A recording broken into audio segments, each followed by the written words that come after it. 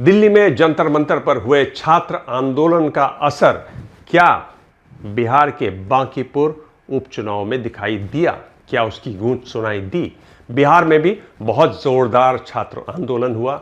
हमने मीम्स देखे किस तरह से छात्र वहां कह रहे थे, क्या वाटर कैनन का इंतजाम है, आंसू गैस के गोले का इंतजाम है? कुछ इंतजाम ही नहीं किया आप हमारे लिए। और यह भी सुनाई दिया कैसे वहां पर AK-47 चली। ये एक जरूरी सवाल है। अगला सवाल, 9 बार नितिन नवीन और उनके पिता बांकीपुर चुनाव जीते। ये अपर कास्ट का गढ़ है, बीजेपी का गढ़ है। यहां पर कदम कुआं है जहां जेपी रहते थे, यहां गांधी मैदान है, गंगा का किनारा है। लेकिन बीजेपी कैसे ये चुनाव हार गई? छात्र आंदोलन से निकले और अब सक्रिय नहीं नेता लालू यादव, नीतीश कुमार, रामविलास पासवान के बाद क्या बिहार में प्रशांत किशोर एक नए नेता के रूप में उभरे हैं? क्या मैदान उनके लिए फिलहाल खाली दिखाई दे रहा है?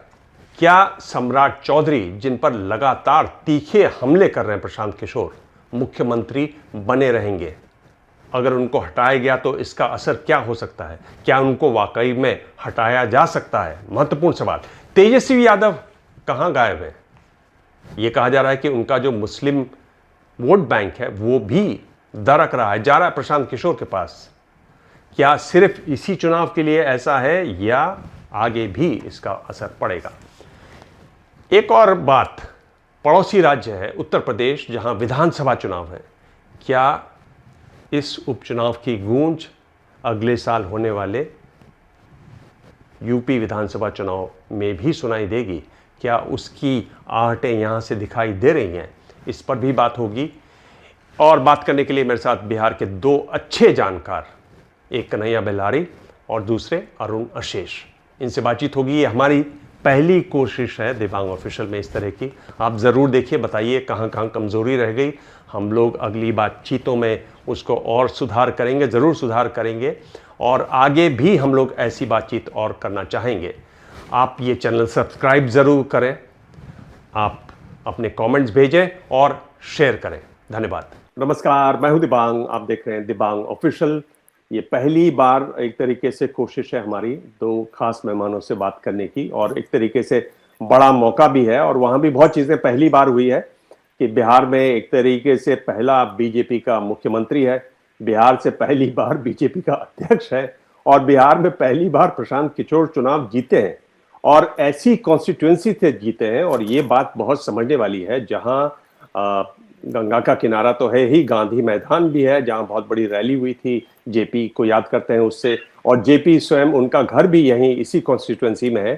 क्या ये एक बड़े आंदोलन का आह्वान है? हम देख रहे हैं कि देश भर में स्टूडेंट्स एक बार फिर से जागरूक हैं इस पूरी चीज को। बेलारी जी, अगर मैं आपसे शुरुआत करूं तो कैसे देखते हैं आप?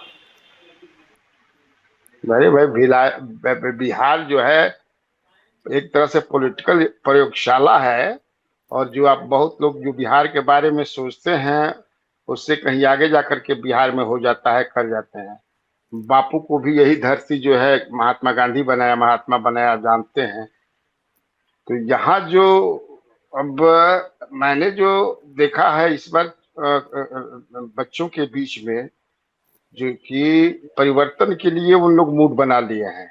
उन लोग को अब लगने लगा है कि ये सरकार जो है अब हमको जो चाहिए वो देने के लिए नहीं कोई पहल कर रही, कोई पहल नहीं हो रहा है। ये सरकार हमको जो चाहिए वो देगी नहीं, ये हमको जो है वो उलझाए रहेगी। केवल जो है धार्मिक अनुष्ठानों में, किस मस्जिद के नीचे कौन मंदिर है, इसी में हमको उससे कुछ लेना देना हम लोग को नहीं है। हम लोग को साइंटिफिक सोच चाहिए, हम लोग को प्रयोगशाला चाहिए स्कूल में। आप बिहार के किसी भी हाई स्कूल में चले जाइए, कॉलेज में चले जाइए, जो प्रयोगशाला होता था वो सब समाप्त हो गया है। कहीं अब कुछ चीज का प्रयोग नहीं होता है कि कैसे आप पानी बनता है, कैसे हम लोग पढ़ते थे, केमिस्ट्री, बायोलॉजी, फिजिक्स, वो कहीं कुछ नहीं है। तो अब उससे वो इसीलिए दे आर फेड अप कि हमको ये नहीं चाहिए। तो वो अंदर से, और खास तौर से अभी तो जेनजी लोग कर रहे हो, जेनजी तो है ही सामने। उसके अलावा जो बाकी जो लोग हैं, even among the BJP, cadres आप देखिएगा, या बीजेपी के और भी जो लोग लड़के, उनके जो बच्चे हैं, जो नेताओं के बच्चे हैं, बच्चों से परेशान हैं। बच्चों ही कह रहे कि भाई हम लोग को सब कुछ, पढ़ाई नहीं हो रही है, कोई हम लोग की जिंदगी नहीं है, कोई लाइफ नहीं है, ये क्या है। तो इसीलिए बिहार, और बिहार आगे निकल गया है, बिहार के बच्चे आगे। आज ही देखिए पटना में जबरदस्त डेमोन्स्ट्रेशन बच्चों ने किया अपनी मांग को लेकर के, हाँ बड़ी डेमोन्स्ट्रेशन किया। हाँ हाँ, ये तो मैंने दिल्ली में मैंने जो जंतर मंतर पर छात्रों का प्रोटेस्ट चला उसको मैंने एक्सटेंसिवली कवर किया, बहुत लोगों से बात की, और नेता ही नहीं बहुत सारे बच्चे बच्चियां लड़कियां खासतौर पर माँ बाप से लड़कर आए थे कि माँ बाप, मैंने बोला लड़े क्यों, तो बोले कि नहीं वो बीजेपी के समर्थक हैं। मैंने बोला तो उनको आपने समझाया क्यों नहीं, बोले नहीं वो अंधभक्त है। मैंने अरे अपनी माँ के बारे में ऐसे बोल रहे हो, घर में जाओगे रोटी नहीं मिलेगा आपको। तो इस तरह की भावना है, हम रांची में देख रहे हैं लगातार, उस पर आज हम खास रिपोर्ट भी करने वाले हैं। अरुण जी, आप इसको कैसे देखते हैं? क्या ये एक बड़े बदलाव का सूचक है, और ये दौर जो चल रहा है इसमें आप ये जो बांकीपुर में जीत है उसको कैसे जोड़कर देखते हैं? देखिए, बेलारी जी जो कह रहे थे युवाओं में, छात्रों में असंतोष है, यह सही है, इससे पूरी तरह से सहमत हूं। मैं भी, कोई भी सहमत हुआ, जो हर घर में ये बात है।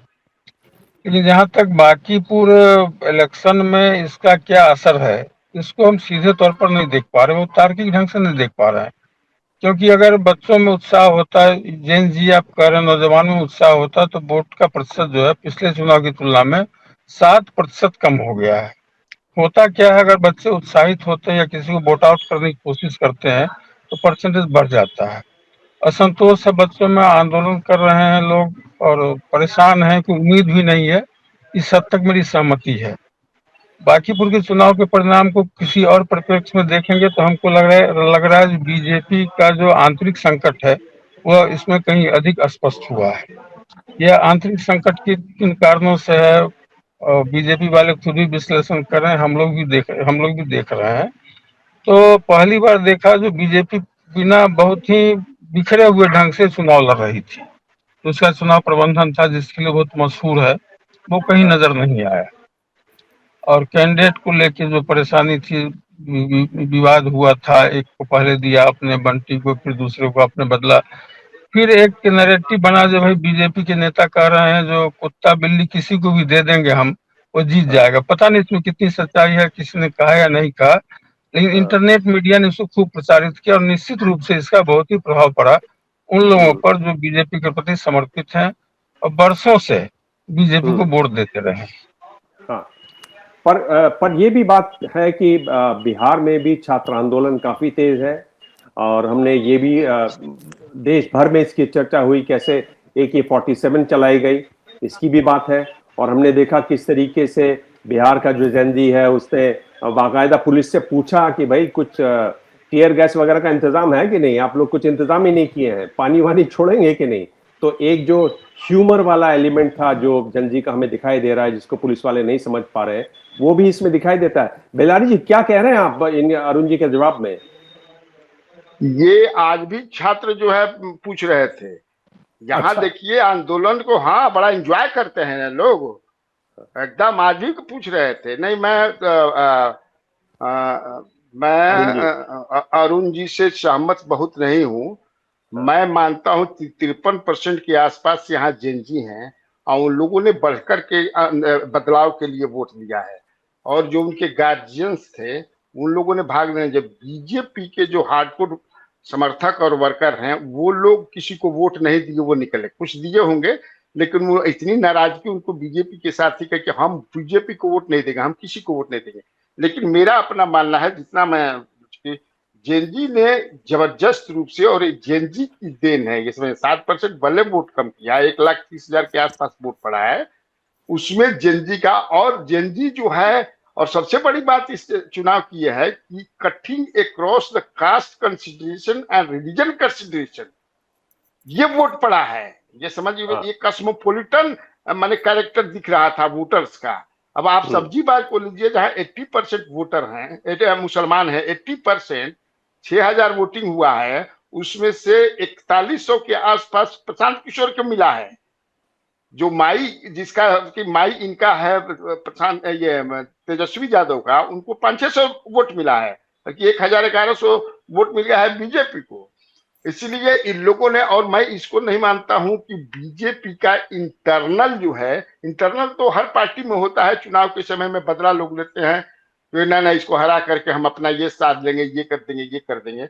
मुझे लगता है कि बीजेपी समझ गई है। आप देखिए, अगर ऐसा ये वोट के बाद ही जो है भागवत मोहन भागवत जैसा आदमी कहते हैं कि अब हम संवाद करेंगे।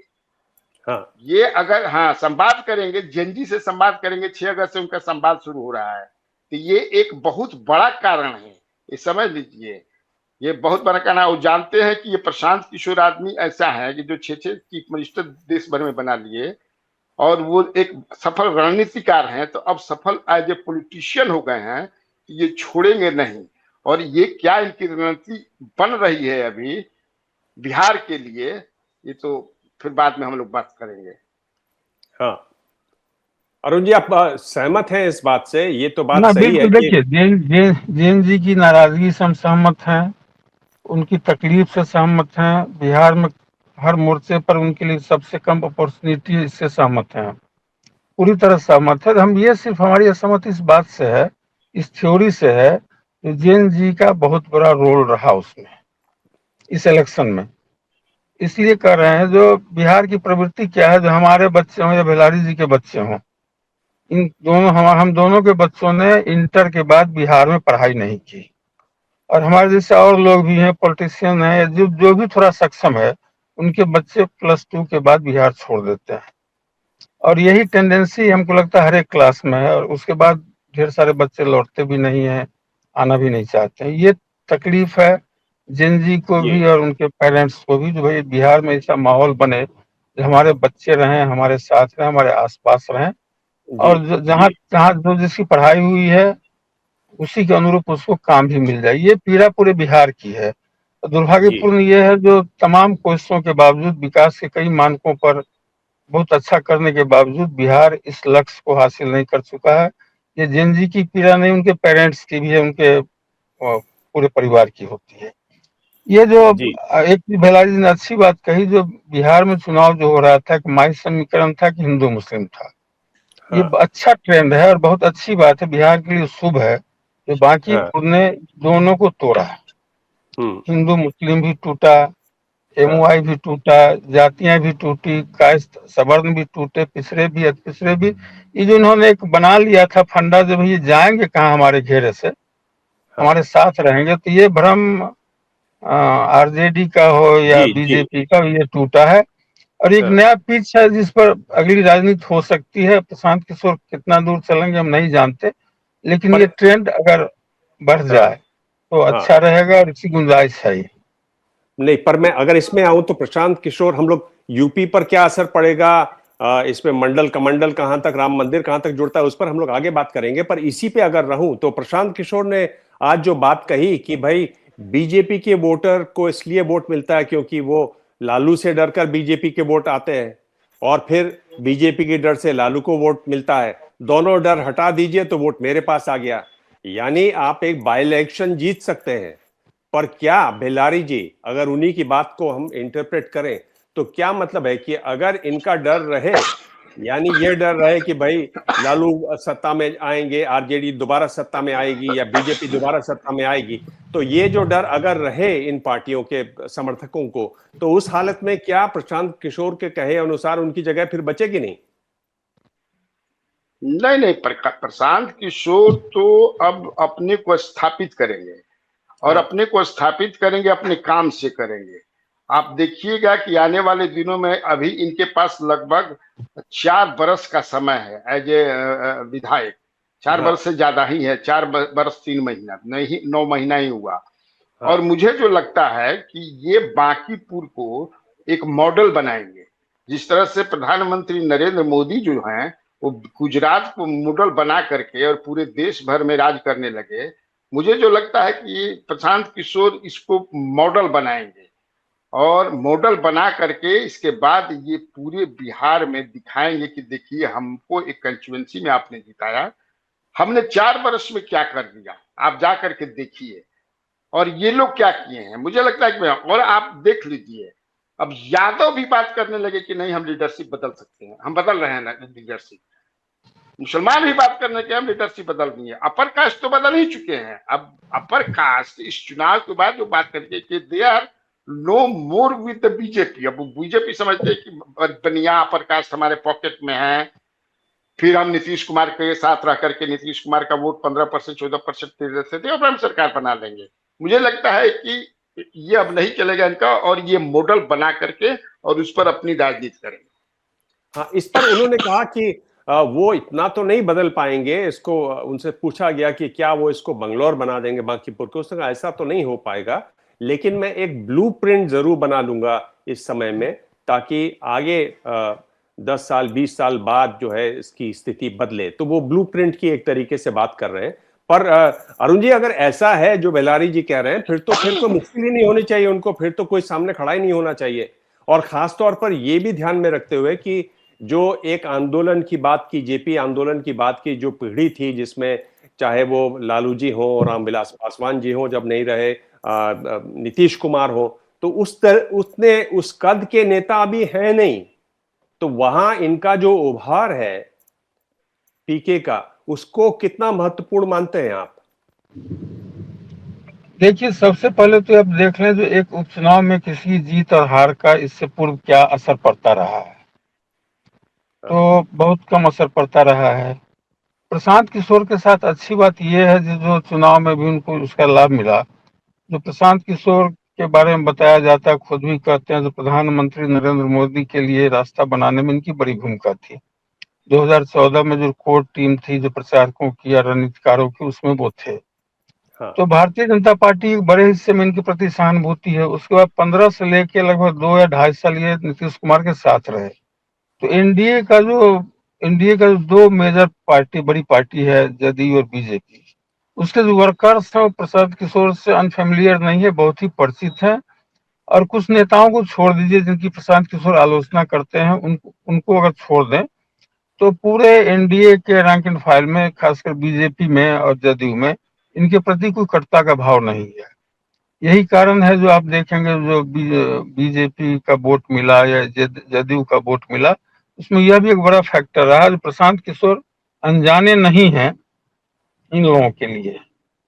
अब ये देखना होगा जो बीजेपी अगर अपने ऊपर ये अपना नुकसान मान रही है या बहुत घाटा मान रही है, खतरा के रूप में मान रही है, तो बीजेपी बचाव के लिए क्या करती है आने वाले दिनों में, इस पर निर्भर करता है कि प्रशांत किशोर कितना आगे बढ़ पाता है। तो उसकी तो कोई वजह नहीं है कि वो आगे ना बढ़े, वो बढ़ेंगे। लगातार वो वहां पर कैंप किए हुए हैं, लगातार वो बार बार कहते रह रहे हैं कि वो लगातार आगे बढ़ेंगे। तो और ये पहली उनकी सफलता है। जाहिर है वो अपनी आवाज वहां पर विधानसभा में उनकी आवाज सुनाई देगी। एक तरीके से एक बड़े नेता के तौर पर वो वहां पर निकलने की कोशिश करेंगे। और उन्होंने एक रणनीति बड़ी अच्छी अपनाई है बेलारी जी, कि वो बार बार मौजूदा मुख्यमंत्री पर हमला कर देते हैं, और मौजूदा मुख्यमंत्री पर ऐसे हमले करते हैं जो खासतौर पर जो अर्बन कॉन्स्टिट्यूएंसी है उसमें वो बात बहुत घर करती है, सीधा लोगों के दिलों को छूती है वो बात कि भाई आप और किसी को बना लीजिए, कुशवाहा बनाना है तो और किसी को बना लीजिए, पढ़े लिखे को बना लीजिए।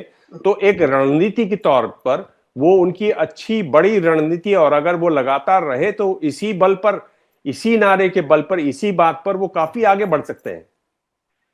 यकीनन बढ़ सकते हैं और बढ़ेंगे भी, क्योंकि बीजेपी इनके जो आरोप लगा रहे हैं, जो बात कह रहे हैं, अपने फायरिंग रेंज में रखे हुए हैं मुख्यमंत्री सम्राट चौधरी को।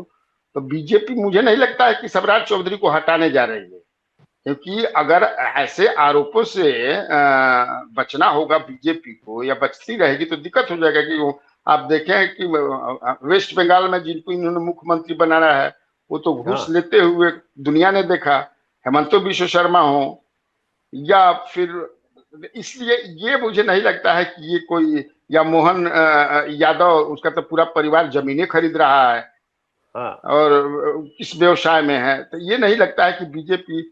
लेकिन देखिए, अब क्योंकि बीजेपी प्रशांत किशोर को कितना समझती है ये मैं नहीं जानता, लेकिन प्रशांत किशोर बीजेपी को अच्छी तरह से समझते हैं और प्राइम मिनिस्टर को भी अच्छी से समझ सकते हैं, होम मिनिस्टर को भी अच्छी तरह से समझते हैं। जी जी, आपकी आवाज आ रही है। इसलिए वो जो है हाँ वो टारगेट बनाए रहेंगे, क्योंकि सम्राट चौधरी को भी, और इनके टारगेट उन पर बनाए हुए हैं और फायरिंग रेंज में रखे हुए, उससे इनको बहुत फायदा है, क्योंकि आज के तिथि में सम्राट चौधरी से पूरा अपर कास्ट नाराज है, टोटल अपर कास्ट नाराज है, यादव नाराज है, मुसलमान नाराज है। मुसलमान तो खैर भाजपा से ही नाराज रहता है। तो एक बहुत बड़ा और सबसे बड़ी बात यह है कि एक कोई भी हिंदी बेल्ट में देखिएगा, बाकी जगह भी होगा, नेता को अपना को मजबूत करने के लिए उसको अपना जात का एक सपोर्ट चाहिए, जो मैं मानता हूं कि प्लिंथ होता है। इसी मकान का जब बनाते हैं तो इसको प्लिंथ बनाते हैं। नीतीश कुमार भी जब शुरू किए थे तो बाद में देखिए इनका प्लिंथ बन गया कुर्मी जुट के, फिर कोयरी कुर्मी जुट गया, लौकुश का ये जो इन्होंने बना लिया। सम्राट ये प्रशांत किशोर ने अपना टिक्की जो चाणक्य की तरफ बांधा, जो है ना, चाणक्य बांधे थे या खोले थे मैं नहीं जानता हूँ, लेकिन इन्होंने बांध दिया। उसके पहले आप नहीं देखे टिक्की बांधते थे। तो ये साबित है पूरा बिहार में जो जातीय जनगणना है उसके आधार पर लगभग 5 अमंग द अपर कास्ट सबसे ज्यादा ब्राह्मण है। तो ब्राह्मणों ने तो मान लिया कि हमारा नेता है, हमको अब मिल गया एक नेता बिहार में। तो उसके ऊपर अब बाकी अपर कास्ट चढ़ गए, और उसके बाद जो है यादव आप समझिए धीरे धीरे आएंगे, क्योंकि तेजस्वी यादव बहुत ज्यादा इंटरेस्ट नहीं ले रहे हैं, मुझे जो लगता है, जो दिखता है। अगर लेते होते तो निश्चित तौर से यहाँ आते, फिर दिल्ली में वहां आते, यूरोप में रहने का कोई मतलब नहीं था। इसीलिए मुझे लगता है कि प्रशांत किशोर आने वाले दिनों में बिहार में बहुत मजबूत होंगे। कोई आपके हिसाब से कोई चुनौती नहीं लगती है उन प्रशांत किशोर के सामने? है ही नहीं कोई है ही नहीं, कौन चुनौती देगा? देखिए पॉलिटिक्स में आज क्या हो रहा है उसके बेस पर बहुत आप लंबे समय के लिए कोई कल्पना नहीं कर सकते, और खासकर प्रशांत किशोर जी के लिए जो राजनीति में रणनीतिकार लंबे समय से भले ही रहे हों, लेकिन राजनीति के लिए बिल्कुल चुनाव में पारिवारिक जातियों की यहाँ पे बात है।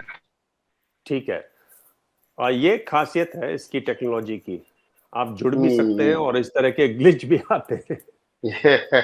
और क्योंकि हम लोग पहली बार इसको कर रहे हैं तो हमें काफी ये देख के इंटरेस्टिंग मिला। बेलारी जी, मैं आपसे ये पूछ रहा हूँ कि क्या आपको लगता है कि इसकी गूंज यूपी चुनाव में सुनाई देगी? हम लोग ये ना भूलें कि यूजीसी का मामला था, भरत तिवारी का मामला था, यूपी में खासा अच्छा ब्राह्मण वोट है, वहां पर मुख्यमंत्री योगी जी हैं। क्या इसकी गूंज सीमांचल के जो क्षेत्र हैं उनमें सुनाई देगी ये, कि या आपको लगता है कि अभी भी इसको काफी बढ़ा के से, अगर ऐसे देखें तो काफी बढ़ा के दिया जा रहा है, ये एक चुनाव है, खत्म हुआ, यूपी की जो बात होगी वो नई सिरे से बात होगी? नहीं, देखिए उपचुनाव का भी कभी कभी आप देखेंगे कि इतना गूंज हो जाता है। आपको तो याद होगा कि इलाहाबाद का चुनाव जब वीपी सिंह लड़ रहे थे और राजीव गांधी ने कह दिया कि नानी याद दिला देंगे। हाँ, याद है आपको? नानी याद दिलाना ऐसा राजपूतों ने पूरे देश भर में पकड़ा, उन्हीं को याद दिला दिया सब। हाँ। और वो एक उपचुनाव के बाद जो मतलब अगर उसमें बीपीसी की हार हो गई होती तो बीपीसी समाप्त हो गए होते। हाँ। मुझे जो लगता है वो बीपीसी नहीं, 88 की बात है, मुझे लगता है 88 की बात है। हाँ। तो उसी तरह ये जो है ये थमने वाला नहीं है। ये एक बहुत जबरदस्त स्ट्रॉन्ग मैसेज दिया है बिहार के अंदर तो दिया ही है, और चूंकि बिहार और उत्तर प्रदेश का बहुत कुछ मिलता जुलता है, माइंडसेट भी मिलता है लोगों का। अब आप ये देखिए दिव्यांग जी की जो चुनाव में हमने राजपूतों का से बातचीत किया कि आप लोग जो है कुछ सर्टेन एरिया है जैसे यारपुर है और जहाँ राजपूत डोमिनेटेड एरिया, हमने पूछा है उन लोगों से कि आप लोग क्यों वोट दे रहे हैं जो हमारे उम्र के हैं, जो बुजुर्ग हैं लोग, कहा कि हम लोगों को बहुत बुरा लगा है, बहुत बुरा ये लगा है, नितिन नवीन जो है वहां पर गए हैं और उनको सबसे पहले गुलदस्ता लेना चाहिए था जोगी का तो गुलदस्ता ले लिए मौर्य का। ये हम राजपूतों का अपमान है, इसको हम लोग अपमानित महसूस कर रहे हैं। तो ये एक आप समझिए उसका भी असर नहीं है। दूसरी बात आप देखिए कि जो कुर्मी की संख्या भी उत्तर प्रदेश में बहुत है, बिहार में भी बहुत ज्यादा नहीं है, लेकिन 3, 3.25, 3.5 जो भी है नीतीश कुमार का, वो बहुत नाराज है। इस बार जो बांकीपुर में जो है उन्होंने वोट नहीं दिया बीजेपी को, इसलिए उनके दिमाग में कहीं न कहीं से है कि हमारे नेता को इन लोगों ने हटा दिया जानबूझ कर। आज एक दबंग एमएलए हैं अनंत सिंह, उनसे उन्होंने प्रेस वार्ता उन्होंने किया था, उसमें उन्होंने कहा कि लोगों के बीच में, गांव में, जमीन पर लोगों के बीच में उन्होंने एक शब्द यूज किया कि बदबू फैल गया है कि भाजपा ने बीजेपी नीतीश कुमार को हटा दिया, फेंक दिया। हाँ, ये आप अगर उत्तर प्रदेश के कुर्मियों से भी बात करेंगे तो उनके दिमाग में कहीं न कहीं से ये बात है कि हमारे नेता को इन्होंने हटा दिया। तो ये भी आता तो यही था। अब तीसरी बात आप देखिए, उत्तर प्रदेश में तो विषाद बिछाए जाने लगी है, और जो वहां पर ये चिराग पासवान जो अपना खेला कर रहे हैं, वो कह रहे हैं कि हम 403 सीट पर लड़ेंगे, और पासी के क्या एक नारा दिए हैं, ब्राह्मण पासी पासवान, और उसके बाद आसमान क्या क्या दिए हैं ना वो मिलाने के।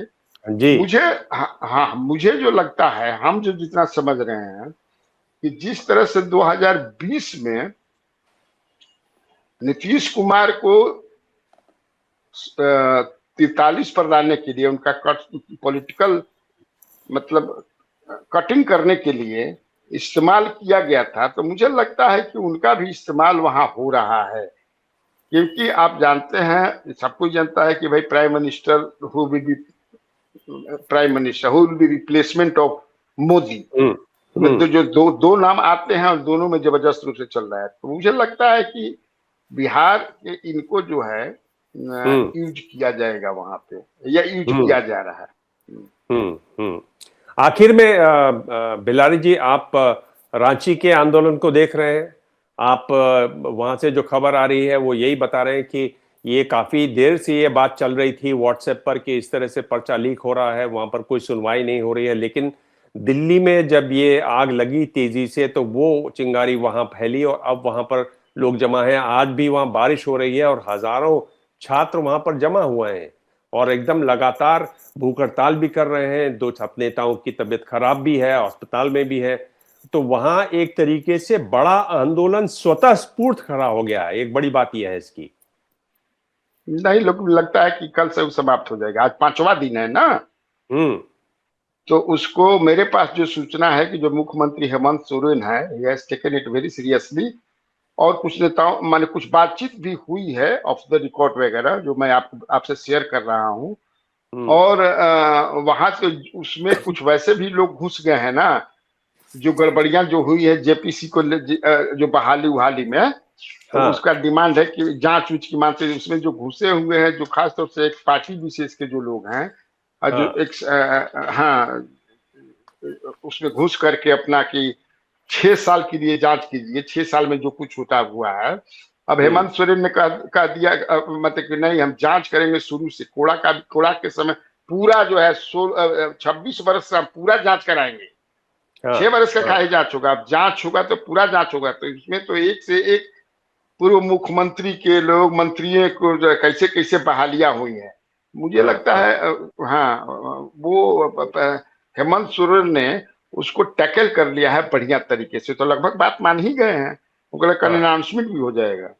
उन्होंने एक मंत्री को, एक अधिकारी को उसके लिए रखा है। लेकिन छात्रों ने जो आज कहा वो ये कि 6 तारीख से 6 अगस्त से वहां पर विधानसभा शुरू होगी और 10 को वो घेरेंगे, 10 अगस्त को विधानसभा छात्र घेरेंगे, ऐसा उन्होंने आज घोषणा की है। मुझे लगता है कल समाप्त हो जाएगा, जो हमारे पास सूचना है। जी, ठीक है। बेलारी जी, बहुत बहुत धन्यवाद, आपने इतना समय दिया। पहली बार ये हम लोग कोशिश कर रहे हैं, उसमें आप हमारे साथ रहे, ये भी हमारे लिए बहुत खुशी की बात है। बहुत दिनों से मैं आपको सुनता रहा हूँ, आपका बोलने का बिल्कुल ठेठ अंदाज है और आप बहुत बेझिझक बोलते हैं, वो आज भी मुझे यहाँ सुनाई दिया। बहुत बहुत धन्यवाद, अच्छा लगा मुझे बहुत कि आपने समय निकाला। थैंक यू, चलिए, thank you so much. Thank you.